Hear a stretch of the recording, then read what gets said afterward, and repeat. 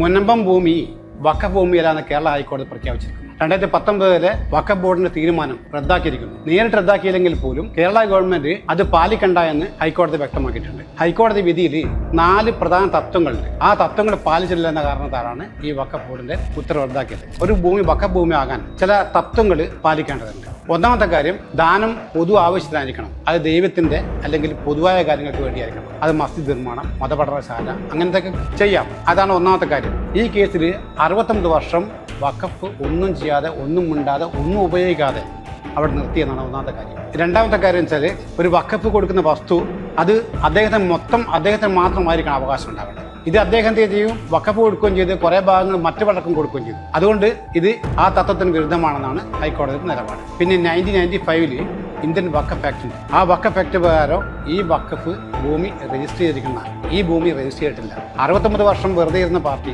ഇതുവരെ രജിസ്റ്റർ ചെയ്യാതെ, ഒന്നും ചെയ്യാതെ 2019 മാത്രമാണ് ഒരു വിധി ബോർഡ് പുറപ്പെടുവിക്കുന്നത്. ഈ ജുഡീഷ്യൽ കമ്മീഷൻ തുടരാൻ ഹൈക്കോടതി അനുവദിച്ചിട്ടുണ്ട്. അതിന് റിപ്പോർട്ട് വരുമ്പോൾ അതനുസരിച്ചിട്ടായിരിക്കും ഇനി അടുത്ത പ്രവർത്തനം ഉണ്ടാകും. സ്വാഭാവികമായിട്ടും എല്ലാ രാഷ്ട്രീയ പാർട്ടികളും, കോൺഗ്രസ് ആയാലും ഇവിടുത്തെ ഭരണകക്ഷിയായാലും അല്ലെങ്കിൽ BJP ആയാലും മുനമ്പത്തിലെ ആളുകൾക്ക് സപ്പോർട്ടാണ്. അപ്പോൾ ഈ കമ്മീഷൻ റിപ്പോർട്ട് വരുമ്പോൾ അവരാണ് നിയമം ഇത് പാസ്സാക്കി എടുക്കേണ്ടത്. മുനമ്പം നിവാസികൾക്ക് സ്വാഭാവികമായും പ്രതീക്ഷയ്ക്ക് വകയുണ്ട്. കാരണം ഈ റിപ്പോർട്ട് വന്നു കഴിഞ്ഞാൽ ഏത് ഭരണം വന്നാലും സ്വാഭാവികമായും അവർ മുനമ്പം തൊഴിലാളികൾ ഒപ്പം നിൽക്കുന്നത് വിശ്വസിക്കാൻ പറ്റും.